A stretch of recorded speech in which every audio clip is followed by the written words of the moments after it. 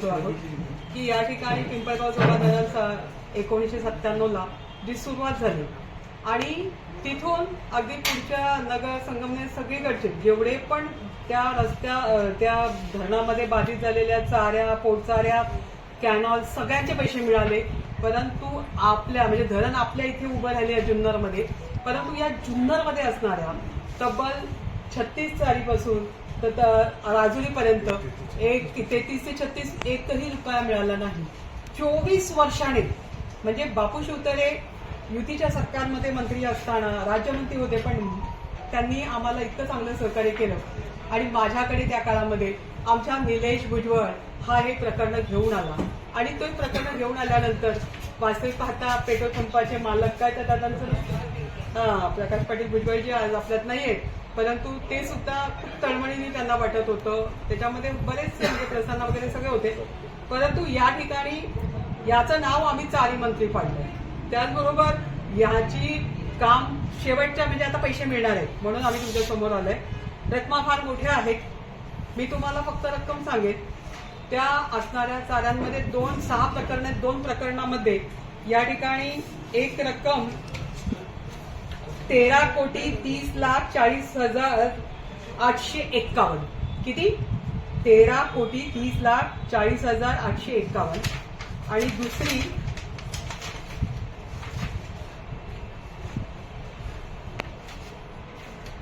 1,31,59,213.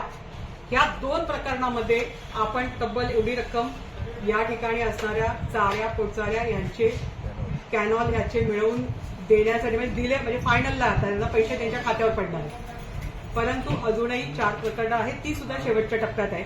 आणि हे सगळं पाहून राजुरी सुद्धा उतरली. राजुरीमधून रवी हडवळेने पुढाकार घेतला आणि त्याने सुद्धा आता त्या ठिकाणी मोजणी होऊन विवरणपत्र तयार आहे. थोडीशी माहिती आता निलेशने एवढी मेहनत केली आहे तर त्याच्याकडनं पण ऐका. पण खूप रात्रंदिवस माणूस किती लहान आणि किती मोठा नाही, त्याची इच्छाशक्ती आणि त्याच्यामध्ये लोकांसाठी काही करण्याची प्रवृत्ती ती आपल्याला दिसून येते. खरं तर 1997ला पिंपळगाव गावात आलो होता तेव्हापासून तर आजतागायत आळेगावातील शेतकऱ्यांना 33 ते 36 किलोमीटर 33 ते 36 हा पट्टा इतर गावातल्या शेतकऱ्यांना म्हणजे साधारणतः जुन्नर तालुक्यापासून तर पाटणा तालुक्यापर्यंत सर्व शेतकऱ्यांना नुकसान भरपाई भेटली. खरं तर कॅनॉलमध्ये आमची देखील जमीन गेलेली आहे. त्याचा पाठपुरावा करत असताना आदरणीय आशाताई गेले 4 वर्ष झाले 4-5 वर्ष झाले या प्रकरणांची पाठपुरावा करत आलेलो आहे. आदरणीय आशाताई जेव्हा 4-5 वर्षापासून यामध्ये मध्यंतरी मोजणीचे शेतकऱ्यांच्या सातबाऱ्यावर चुकीचे शिक्के पडले होते, कमी जास्त क्षेत्र झाले होते. ते सगळं मोजणी साधारणतः आदरणीय आशाताईंनी 4.5 लाख रुपये मोजणीसाठी मंजूर केले. इरिगेशनने ते मोजणी ऑफिसला भरून ते याचे दुरुस्त विवरणपत्र तयार केलं. याला साधारणतः 4 वर्षे सगळे या प्रोसेसला लागले. आत्तापर्यंत 4 वर्षामध्ये हे सगळं पाठपुरावा करत असताना या आदरणीय ताईंनी आत्तापर्यंत 4-5 वर्ष झाले 24 वर्षापासून तर आज तागेल एकाही लोकप्रतिनिधींनी याकडे लक्ष दिलं नाही.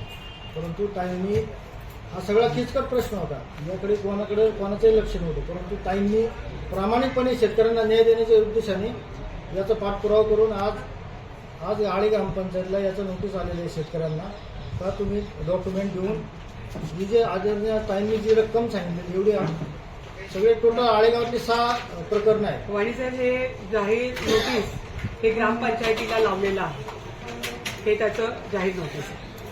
ही रक्कम आज 2 प्रकरणं या रक्कम मंजूर झालेली, अजून 4 प्रकरणं आहेत ती अंतिम प्रोसेसला आहे. साधारणतः 1-1.5 महिन्यामध्ये ती सुद्धा रक्कम मंजूर होईल आणि 2 प्रकरणांची माझ्यामध्ये साधारणतः 14 ते 15 कोटी रुपये मंजूर आहेत. आता ते आता शेतकऱ्यांच्या खात्यावर पडते. किती शेतकरी सगळे साधारणतः ही सगळी 6 प्रकरणं आहेत.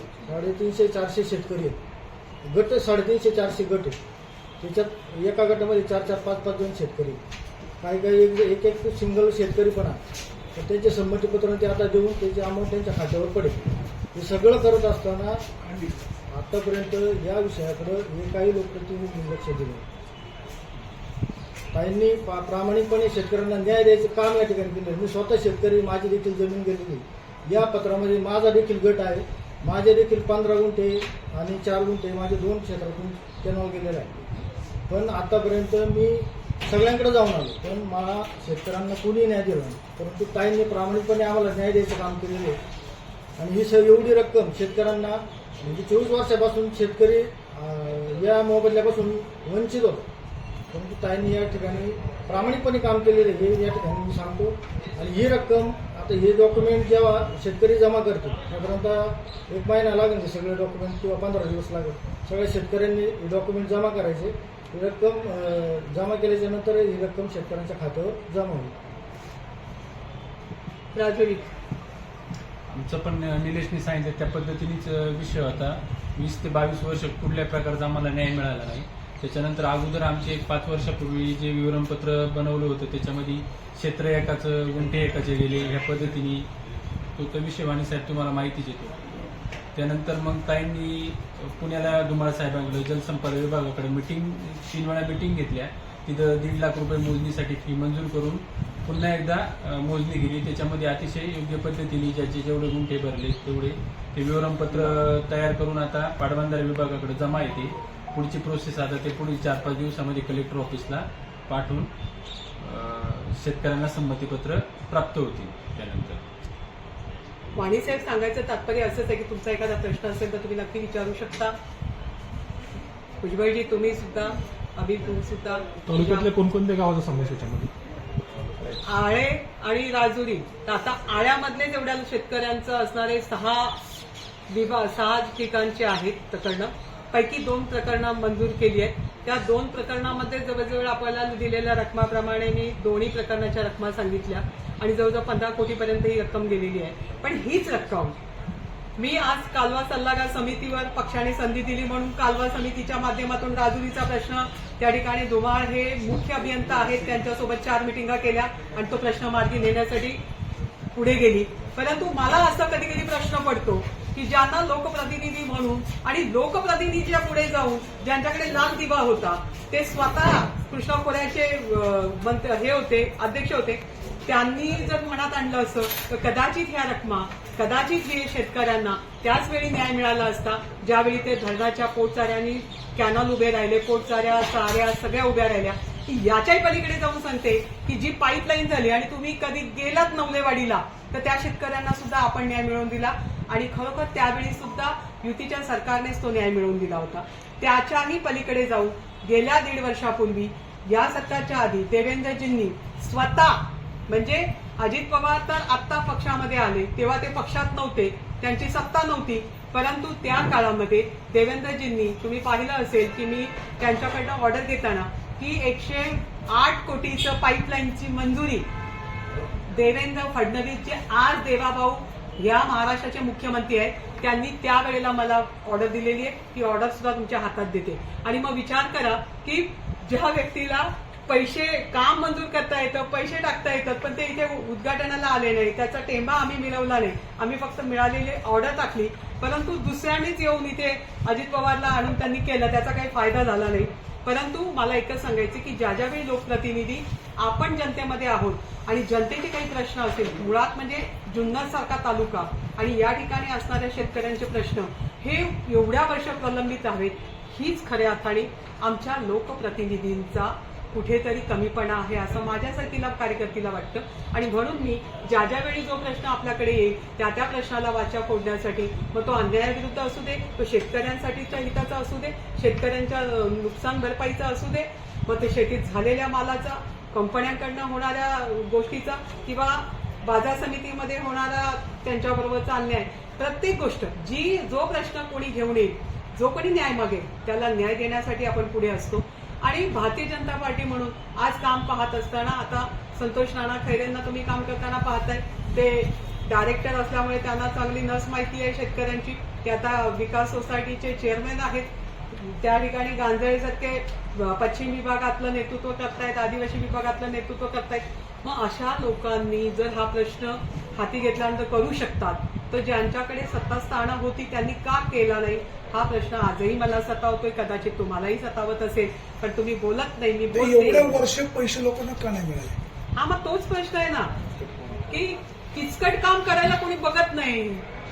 चांगला पिच पाहिजे तर बॅटिंग करू, चांगल्या ठिकाणी परफॉर्मन्स करायचा. परंतु शेतकऱ्याला जे अभिप्रेत आहे, कदाचित तुम्ही 10 कोटीचा 500 कोटीचा रस्ता केला तो त्याच्या कामाचा नसेल, पण 5 लाखाचा रस्ता त्याच्या घरापर्यंत शेतापर्यंत जायला जो डोक्यावरून माल व्हायचा आहे तो जर त्याला रस्त्याने गाडीने आणता आला तर त्याचा विचार पहिला झाला पाहिजे असं मानणारे मी कार्यकर्ते. म्हणून मी किचकट प्रश्न हातात घेते, जे सगळ्यांनी टाकले ते मी उचलायचे आणि त्याच्यात न्याय द्यायचा.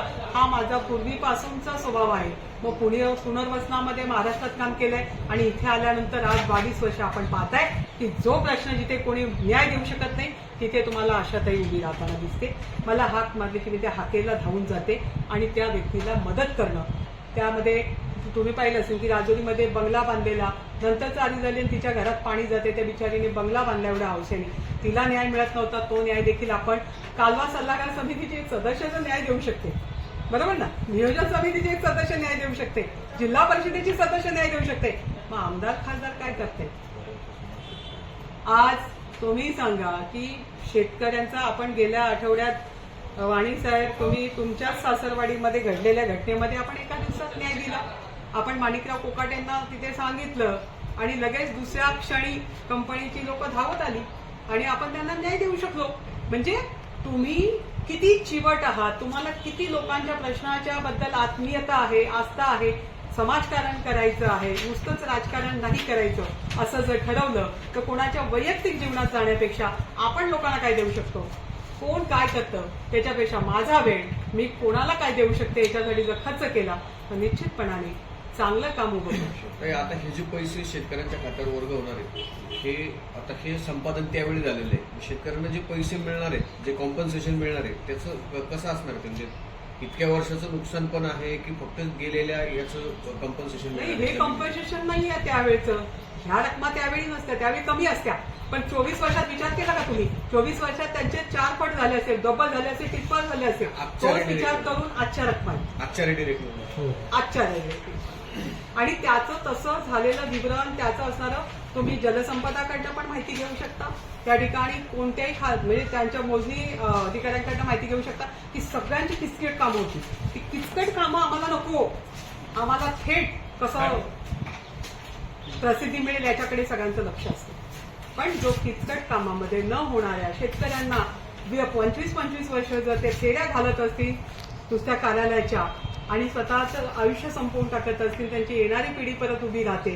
तर तुम्ही विचार करा, आपण खरंच समाजकारण करतोय का नुसतंच राजकारण करतोय? हा देखील विचाराचा भाग. ताई, माजी आमदार अतुल बेनके म्हणाले हा निधी मी आणला, शेतकऱ्यांच्या त्यांनी काय बैठका घेतल्या, ही काय अशी बनवाबनवी? अहो त्यांना म्हणावं तुम्ही दाखवा ना प्रोसिडिंग की तुम्ही कधी याची बैठक घेतली, कोणत्या मंत्र्यासोबत घेतली. माझ्याकडे प्रोसिडिंग आहे. मी जी सांगते, मी तुम्हाला जे सांगते की आज काय शिवतारे बापू माझ्या पक्षातले नाहीयेत, पण ते होते मंत्रालयात. त्यांनी स्वतः त्या ठिकाणी घेतलेल्या ज्या 3 बैठका आहेत त्याचं प्रोसिडिंग आहे. प्रोसिडिंग बोलतंय त्या माणिक डोंबरे. तुम्ही अतुल बेनकेचं काय सांगताय? तो तर विद्यमान आमदार, त्याने त्या वेळेला पाहिलंय की मी त्या माणिकडोह धरणामध्ये 8 बंधारे बुडीत मंजूर करण्यासाठी फेर इस्टिमेट केलं. एस्टिमेट करून घेतली आणि बापूंनी त्याच्यावर पैसे टाकणार. इथे हे भूमिपूजन करून मोकळे झाले. हे आजी असो किंवा माझी असो, सगळे एकाच थाळीचे चट्टेबट्टे आहेत. यांचा धंदा आहे हा, आमचा धंदा नाही. माझं हे राजकारण महिला म्हणून मी विचार करते आणि महिला म्हणूनच विचार करून मी रंजल्या गांजल्यांसाठी आहे की जो का रंजला गांजला त्याशी म्हणावी आपला तो साधू ओळखावा. या उक्तीप्रमाणे आपण आज तागायत काम केलंय आणि भविष्यातही करणार. ज्या लोकांनी आपला विश्वास ठेवलाय त्यांच्या विश्वासाला कधीच तडा जाऊ देणार नाही, हा माझा ठाम बाणा आहे. 31 मार्च पर्यंत पैसे येणार होते असं म्हटलं. ते देणार होते ना, त्यांनी घोषणा केली होती. 31 मार्च 2025 24 आले का? ते तर निवडून पहिल्या निवडणुकीच्या वेळा म्हटलं की टोल नाका बंद करणार. झाला का? डोंगरवाडीचा टोल नाका बंद झाला का? नाही झाला. निवडून येण्यासाठी कोणी काय करावं तितकी पातळी गाठली जाते. आता पण बघितलं आपण याच पोलीस स्टेशनमध्ये 4-4 वाजेपर्यंत राडे चालले आणि काय काय ढोंग केली. बिचारी जनता भोळी भाबडी आहे आणि ती भरसटते. एवढा पैशाचा पाऊस केला आणि सगळं काही केलं, त्यामुळे पैशाच्या प्रभाव